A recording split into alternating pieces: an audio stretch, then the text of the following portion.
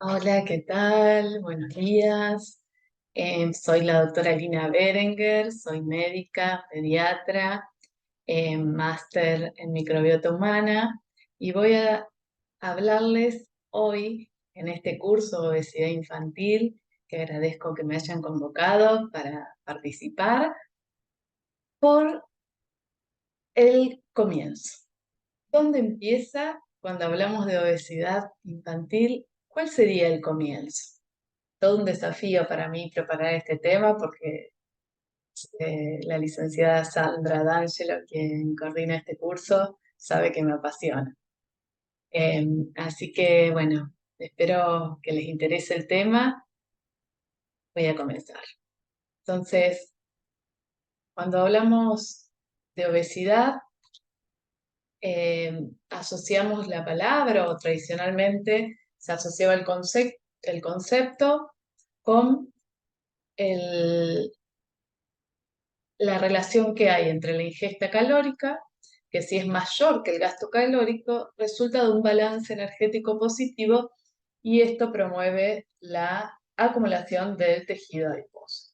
Entonces, cuando hablamos de obesidad infantil, también relacionábamos con lo mismo, la ingesta de comidas copiosas, ultraprocesadas, la escasa actividad física que hoy en día realizan los niños, la selectividad a la hora de elegir alimentos, las pantallas, otro gran tema que se va a tratar en este curso, pero lo que a mí me interesaría contarles, recalcarles en esta charla, es que dentro de la patogénesis de la obesidad están involucrados diversos factores,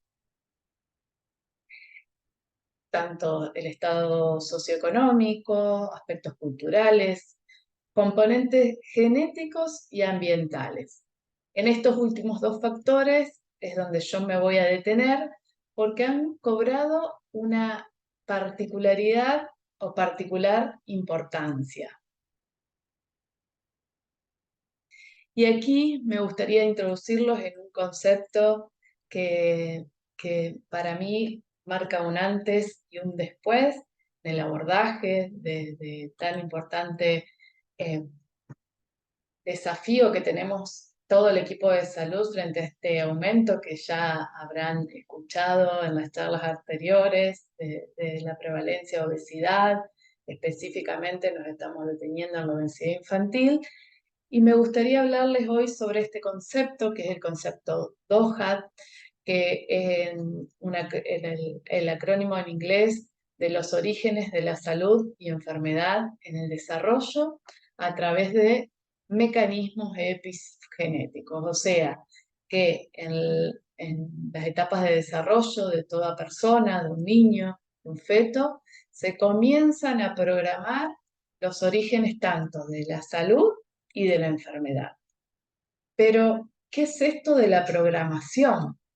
Ya el doctor Becker en el año 1986 nos introduce el concepto de programación fetal, que él lo relacionó con enfermedades relacionadas a el bajo peso al nacer y enfermedad cardiovascular.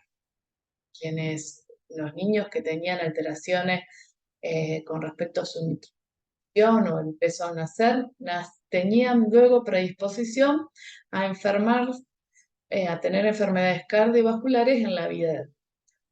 Pero después, a través de diversos estudios, se conoce que esto no se daba solamente con sucesos que ocurrían a nivel del desarrollo fetal, sino que también se relacionaban a aspectos como la alimentación en los primeros meses con la lactancia. Entonces pasa a llamarse, en lugar de programación fetal, programación del desarrollo.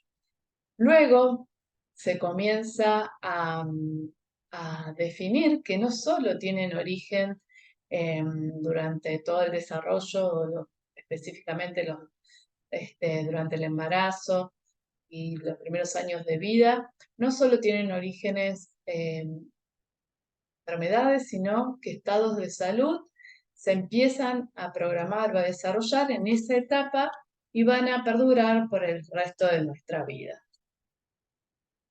Entonces, existen evidencias sobre la asociación entre un ambiente adverso desde los inicios de la vida y el desarrollo posterior de enfermedades no transmisibles, que nos ha permitido comprender el origen de enfermedades metabólicas, como la obesidad, que hoy es el tema al que me voy a referir en particular, pero también otras enfermedades como diabetes, síndrome metabólico, ciertos tipos de cáncer, trastornos en la salud reproductiva, en la salud mental y en el neurodesarrollo. Entonces, quiero que nos focalicemos en esta imagen, que empecemos a pensar en que los orígenes de estas enfermedades tienen, comienzan a programarse o comienzan a suceder estados de salud o enfermedad durante el periodo periconcepcional de todo el embarazo, a partir de la concepción, el nacimiento, el parto, los 2 primeros años de vida. Entonces, cómo los nutrientes van a interrelacionarse con nuestros genes. Un concepto apasionante, porque la alimentación constituye un factor ambiental primordial y lo que más me interesaría que ustedes se lleven hoy, uno de los conceptos que la alimentación cumple un rol fundamental en esto del concepto Doha, y que al ser potencialmente modificable va a ofrecer numerosas posibilidades de prevenir estas enfermedades que hoy son un gran problema de salud pública en lo que respecta específicamente a las enfermedades no transmisibles que hoy por hoy eh, condicionan la vida de millones y millones de personas. Entonces, primero me gustaría detenerme en algunas definiciones para empezar a entender este concepto más en profundidad y contarles que tenemos 2 términos muy importantes que comprender para entender este concepto o este cambio de paradigma y la aparición de este concepto. Primero, lo que es la genética, que es el área de estudio de la biología, que va a buscar comprender y explicar cómo se transmite la herencia biológica de generación en generación mediante el ADN. Aquí, para continuar, me gustaría hacer referencia a distintos conceptos. Ustedes saben que nosotros estamos compuestos por células, que cada una de nuestras células tiene un núcleo, y que ese núcleo va a estar formado por cromosomas, que son estructuras que se encuentran en el centro del núcleo de la célula y que van a transportar fragmentos largos de ADN. El ADN es el ácido desoxirribonucleico, que es el material que contiene la información genética hereditaria de todos los seres humanos. Que a su vez, estos fragmentos de ADN en los cromosomas se denominan genes.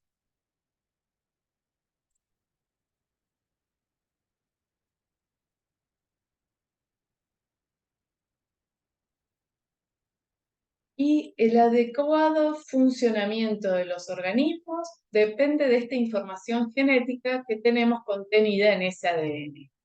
Están compuestos por 4 nucleótidos, uno se llama adenina, otro guanina, citosina y tiamina. Algunas regiones del ADN, los genes, van a servir como molde para la síntesis de ARN, que es el ácido desoxirribonucleico, y este proceso de síntesis de ARN se conoce como transcripción, el cual es necesario para que la información genética se exprese y genere un impacto en el funcionamiento del organismo. Entonces, el ARN sintetizado en el proceso de transcripción va a ser utilizado por las células como fuente de información para sintetizar proteínas con las distintas funciones que cumplen. Entonces, por un lado tenemos el ADN, que dijimos que es el ácido desoxirribonucleico, que va a almacenar la información genética, que tiene una estructura de doble hélice, que está compuesto por también un esqueleto de desoxirribosa y que está formado por 4 bases, que son adenina, guanina, citosina y tiamina, y que se localizan no solo en el núcleo, como les dije hoy, sino que también hay ADN en las mitocondrias. En cambio, el ARN participa en la síntesis de proteínas, es una estructura monocatenaria, una sola cadena. También tiene el esqueleto de azúcar fosfato que se denomina ribosa, y las 4 bases son las mismas: adenina, guanina, citosina y uracilo. Perdón, tiene esa base diferente. Y la localización es en el citoplasma. Entonces, ¿a qué denominamos genoma? Es el conjunto completo de ADN de una especie. En los seres humanos contiene el genoma alrededor de 30.000 genes que están compuestos por 3.400 millones de nucleótidos. Entonces, cada célula posee una copia completa de ADN del genoma. Cada célula posee una copia completa del genoma y va a contener toda la información necesaria para que una persona pueda crecer y desarrollarse. Pero no todos los genes se van a transcribir simultáneamente en cada célula, ya que dependiendo del tipo de célula de que se trata, se van a expresar determinados genes y otros no. Alrededor del 10% de los genes del genoma se escriben en un momento específico en una célula. Y son esos genes los que van a determinar el comportamiento de las células en los tejidos. La composición genética es muy similar si tomamos 2 personas. Encontramos que su genoma es 99% similar entre una persona y la otra. Entonces, ¿qué nos hace diferente? Las variaciones del ADN, puede tener variantes, y a su vez la interacción que tienen nuestro ADN o nuestros genes con el medio ambiente. Entonces, eso nos hace individuos únicos e irrepetibles. Entonces, por un lado tenemos nuestra composición genética, que es el genotipo, pero que en la interacción con el ambiente se expresa a través de nuestro fenotipo, que son las características externas que tenemos diferentes entre una persona y otra. Entonces, en la genética, lo que estudia en realidad tiene que ver con las alteraciones en la secuencia de ese ADN. Es lo que denominamos mutaciones, que muestran cambios en la estructura de los genes. Estas variaciones pueden ser de ganancia o de pérdida de nucleótidos, que pueden ser inserción o de lesión, o de cambios de un nucleótido por otro. Esto se llama sustitución. Si alguna de estas variaciones se encuentra en un gen, el producto de la transcripción tendrá una variación y por lo tanto la proteína que se produce a partir de esa transcripción tendrá una modificación en la secuencia, y con lo cual va a determinar modificaciones en la función de esa proteína. Y otro término que me interesa, como les decía hoy, 2 términos importantes que estamos repasando. Uno era la genética y ahora vamos a conocer qué es esto de la epigenética. La epigenética es la disciplina que estudia la interacción que hay entre los genes y el ambiente, donde las células están inmersas y que van a dar origen al fenotipo que hoy les contaba que era. Entonces, la epigenética es la disciplina que va a estudiar esta interacción entre genes y ambiente y que esto da origen al fenotipo. La regulación epigenética va a implicar que a través de distintos procesos químicos se va a moderar la expresión de los genes, pero sin alterar la composición de nuestro ADN. Entonces, estos procesos bioquímicos van a permitir la expresión o el silenciamiento de los genes. Y que además estos cambios epigenéticos en la expresión de los genes se pueden transmitir de una generación a otra. Esto es lo que denominamos transgeneracional. Y es muy importante entender estos cambios epigenéticos. Tenemos periodos de nuestra vida donde nuestros genes están más susceptibles o nuestro genoma está más susceptible a cambios inducidos por el ambiente. Esto es lo que denominamos ventanas epigenéticas.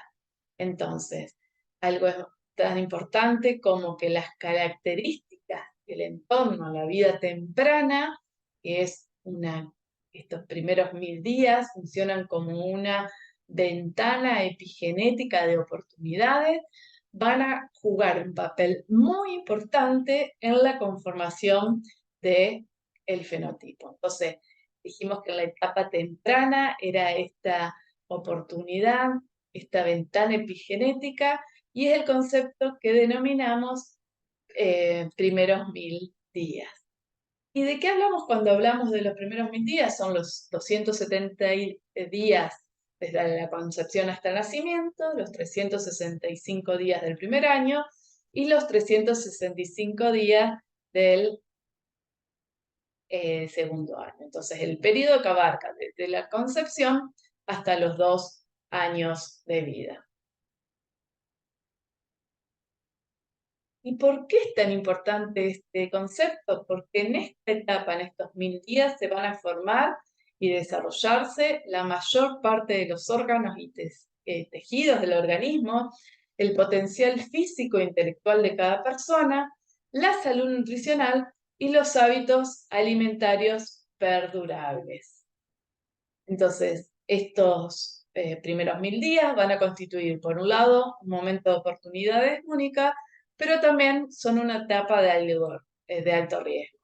Decimos que es un periodo de oportunidad única, dijimos que era una ventana de oportunidad, una ventana epigenética, porque aspectos de la salud a largo plazo se estarán programando durante este periodo. Si se interviene en esta edad temprana del embarazo y de los primeros años de vida del niño, se van a poder obtener resultados positivos que van a durar o perdurar por toda nuestra vida. Y que además este periodo es capaz de tener un efecto amplificado y persistente sobre las generaciones futuras que brindan, por lo tanto, una oportunidad. Pero además dijimos que es una etapa de alto riesgo. ¿Por qué? Por esto que decíamos que es una ventana epigenética donde el genoma está susceptible a cambio.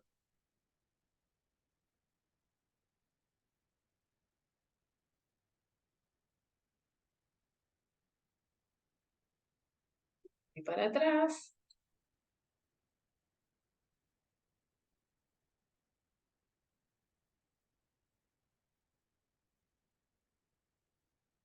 Entonces dijimos que era una etapa de alto riesgo,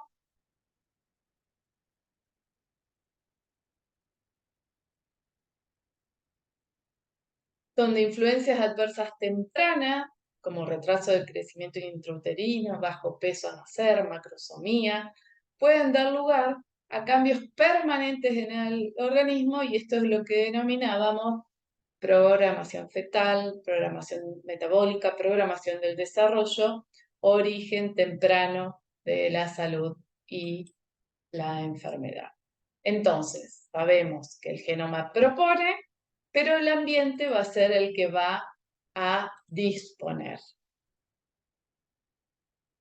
Un ejemplo de esto, que me pareció gráfico para que lo entendamos, específicamente lo que tiene que ver con la nutrición, es que las abejas.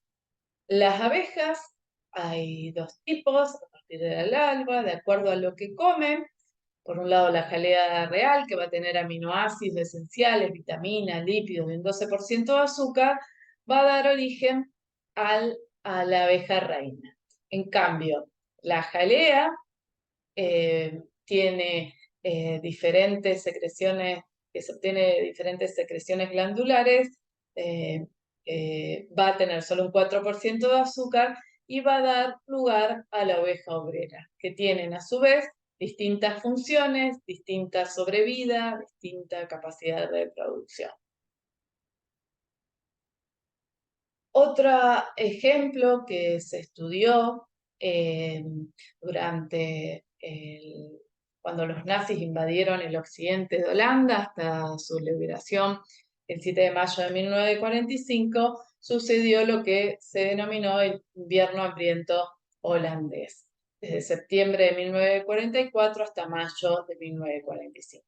Mujeres embarazadas que estuvieron expuestas a desnutrición, ingerían muy pocas calorías y esas personas, esos hijos de esas mujeres embarazadas, luego se demostró que después de 70 años tenían mayor incidencia, por ejemplo, de diabetes y de obesidad. Pero tanto la desnutrición materna como la obesidad materna predispone a enfermedades metabólicas en los hijos, como por ejemplo la obesidad. Acá quiero que volvamos al concepto Doha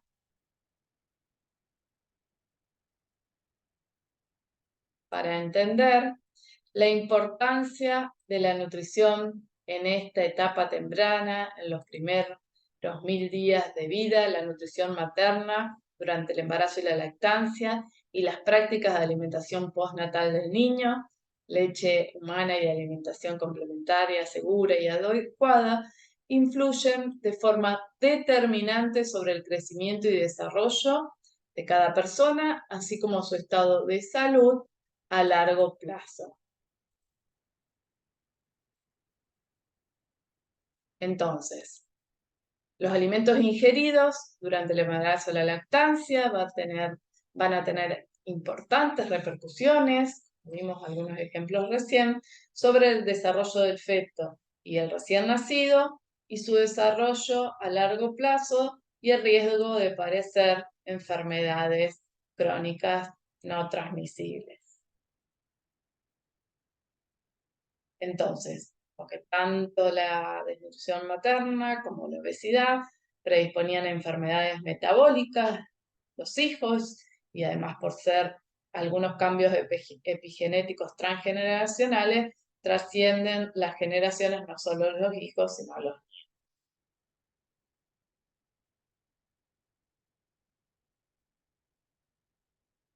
¿Y cuál es nuestra realidad?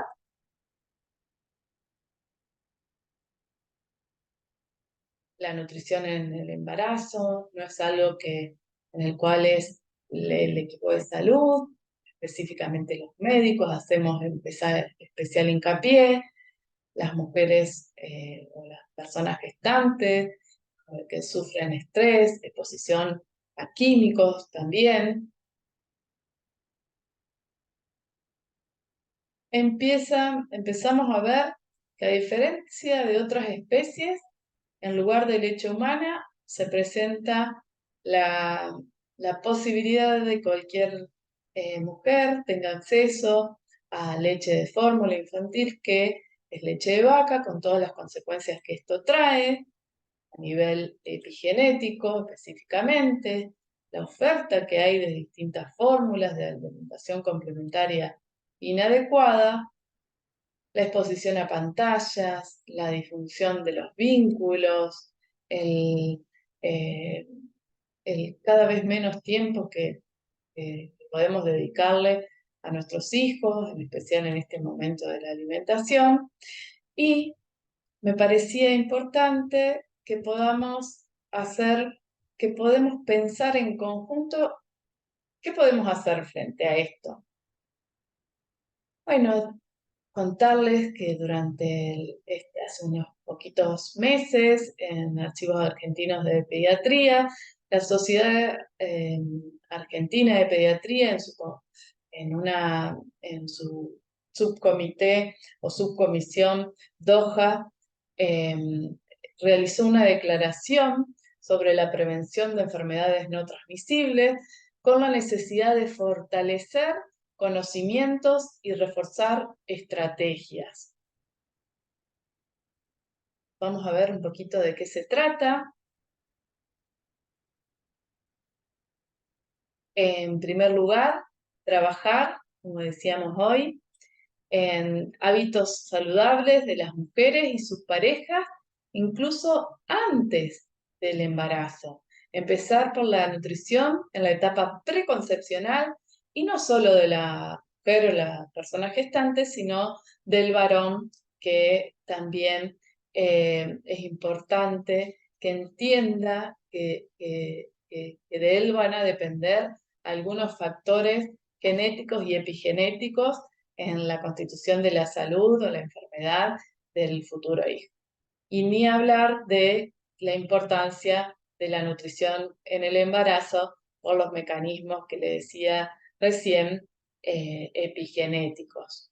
Y una adecuada atención prenatal y perinatal, procurando el acceso a la madre y al recién nacido a instituciones que estén categorizadas por nivel de complejidad y de riesgo. Más, la Sociedad Argentina de Pediatría nos habla acerca de recuperar y capacitarnos y seguir en esto que ya venimos trabajando hace un montón, por lo menos desde la Dirección de Niñez y Adolescencia, donde pertenezco, ahora por el proyecto de cooperación internacional que estamos llevando adelante con UNICEF de salud en la primera infancia, reivindicar o trabajar sobre esta estrategia mundial para la alimentación del lactante y del niño pequeño, que habla de la lactancia humana exclusiva los primeros 6 meses de vida, el inicio de la alimentación complementaria, adecuada, segura, después de este periodo, manteniendo la lactancia hasta los 2 años o más de vida del lactante y niño. Además, que la alimentación complementaria, como decíamos hoy, sea segura, adecuada y reforzar la importancia que tienen los vínculos en este momento de la alimentación, tanto para que se nutra mejor, pero también porque interviene a nivel epigenético.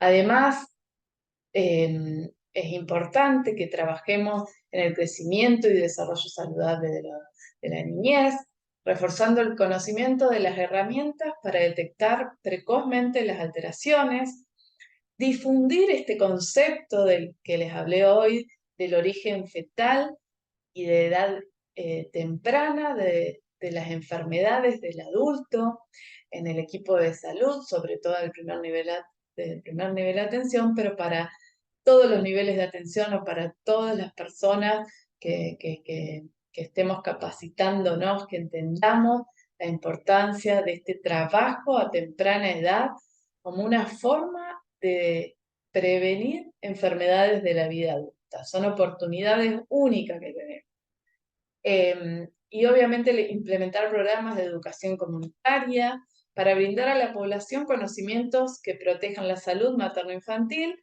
preservando el ambientes saludables, evitando las exposiciones tóxicas y reforzando la importancia de garantizar a la embarazada y al niño una buena calidad del aire, del agua, de los alimentos.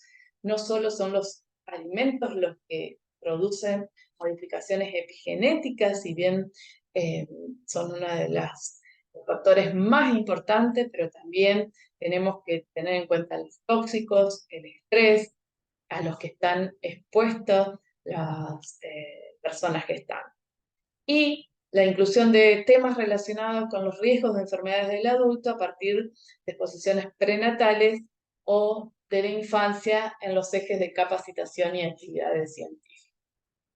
Además de procurar investigaciones para lograr diagnósticos locales y regionales de este tema, y un debate académico, donde todo el equipo de salud, o las personas, los actores que intervenimos en la salud y la nutrición de nuestras infancias, un debate profundo sobre la influencia de la publicidad en los hábitos de consumo, que debería ser controlada en la promoción del consumo de azúcar, de sal, de alcohol, en las cantidades que son dañinas, no solo para nuestros niños, sino para las generaciones futuras. Fortalecer el cumplimiento del Código de Comercialización de Sucedáneos de la Leche Humana e impulsar la creación de medidas eficaces en políticas públicas para resguardar la salud de las generaciones presentes y futuras. Pero esto tiene que ser en forma interdisciplinaria. Nuestro trabajo tiene que ser reuniéndonos, trabajando de modo interdisciplinario, intersectorial, en el que vamos a comprometer en nuestros esfuerzos.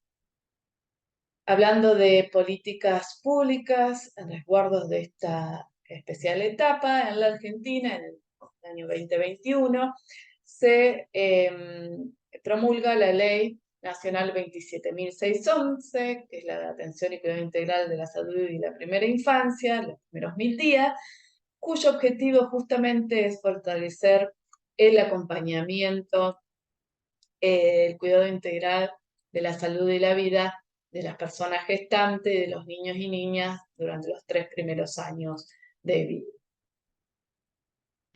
Y los objetivos de esta ley son reducir la mortalidad materno e infantil, reducir la malnutrición y la desnutrición, proteger y estimular los vínculos tempranos, proteger y estimular el desarrollo físico y emocional, atender la salud de manera integral y prevenir las violencias. Y me gustaría terminar esta charla introduciéndolos a estos temas también que son apasionantes de la genómica nutricional. La genómica nutricional es la disciplina que va a estudiar la interacción de los alimentos con sus componentes, con el genoma de los individuos a nivel molecular, celular y sistémico, con el fin de emplear la alimentación como una herramienta para prevenir o tratar enfermedades. Y va a incluir 3 grandes áreas: la nutrigenómica, la nutrigenética y la epigenética. De epigenética ya hablamos, ahora me voy a referir específicamente a la nutrigenómica y a la nutrigenética. La nutrigenómica es la disciplina que estudia los mecanismos por los cuales los nutrientes van a actuar como señales químicas para incidir en la expresión de los genes y de esta forma modificar la síntesis de proteínas y el funcionamiento de las diversas rutas metabólicas. En cambio, la nutrigenética es la disciplina que va a estudiar las variaciones genéticas entre individuos y la respuesta a la ingesta de los nutrientes. Una vez que se establece un riesgo o predisposición genética, se va a diseñar una dieta personalizada que disminuye los síntomas de esa persona. Un ejemplo de esto es la fenilcetonuria y la galactosemia. Bueno, terminamos. Es mucho más amplio este tema. Les voy a dejar un montón de información para que puedan leer y ampliar este tema tan apasionante como es la oportunidad de la intervención temprana durante los primeros años de vida para cambiar las oportunidades de ese niño o niña que genéticamente puede estar predispuesto o no a una enfermedad, pero podemos actuar para que esto cambie, tanto para que estados de salud en forma positiva o como predispone ciertas alteraciones de la nutrición de la mujer en el embarazo o en la etapa preconcepcional o en los primeros años de vida, si hay lactancia o no hay lactancia, una alimentación adecuada o no, que van a determinar estados de salud o estados de enfermedad, como es el caso que están viendo en este curso de la obesidad y en particular la obesidad infantil. Tenemos mucho para actuar, mucho por hacer, así que los invito a seguir con este curso para seguir aprendiendo herramientas donde podamos prevenir esta epidemia de la obesidad infantil.